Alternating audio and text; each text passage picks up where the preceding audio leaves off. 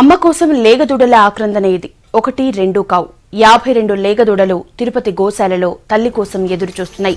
కబేలాలకు తరలిస్తుండగా దొరికిన లేగదూడలివి.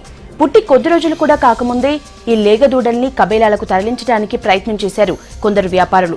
చిత్తూరు జిల్లా పలమనేరు, పుంగనూరు ప్రాంతాల నుంచి కొందరు వ్యాపారులు 75 లేగదూడల్ని పుంగనూరు సంతకు తెచ్చారు.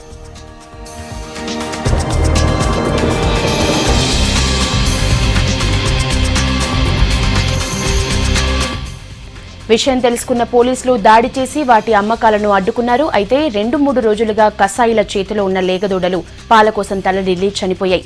ఇప్పుడు కేవలం 52 మాత్రమే మిగిలాయి. వీటిని అధికారులు తిరుపతి గోశాలకు తరలించారు. గోశాలలో వాటికి పాలు పట్టారు. అవన్నీ కూడా చాలా బలహీనంగా ఉన్నాయని అంటున్నారు.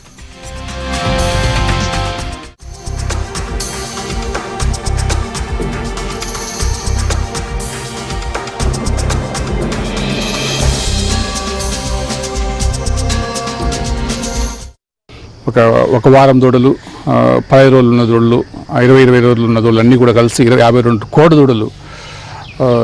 ఇవన్నీ కూడా ఒక పలమనేరు, పుంగనూరు ప్రాంతం నుంచి అక్కడ ఉన్నటువంటి ఎంఆర్ఓ యొక్క ఆదేశాల మేరకు కొంతమంది తీసుకొచ్చి వెటనరీ డాక్టర్ ద్వారా తీసుకొచ్చి ఇక్కడ ఇవ్వడం జరిగింది.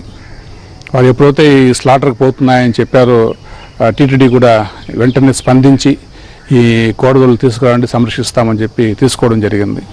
ఇవన్నిటికి కూడా అన్నిటికీ కూడా ఉదయం సుమారుగా 35-40 లీటర్ల పాలు పెట్టాము. అన్నిటి కూడా వాటర్ తాపించాము. అన్నీ కూడా బాగానే ఉన్నాయి, కానీ బలహీనంగా ఉన్నాయి. వచ్చినప్పటికే ఆల్మోస్ట్ పుట్టినప్పటి నుంచి కూడా అవి సరిగా చూసినట్టు అనిపించడం లేదు. అన్ని బలహీన పరిస్థితులు ఉన్నాయి. ఇవన్నీ కూడా జాగ్రత్తగా సంరక్షించేటువంటి బాధ్యత దేవస్వామి తీసుకుంటారు.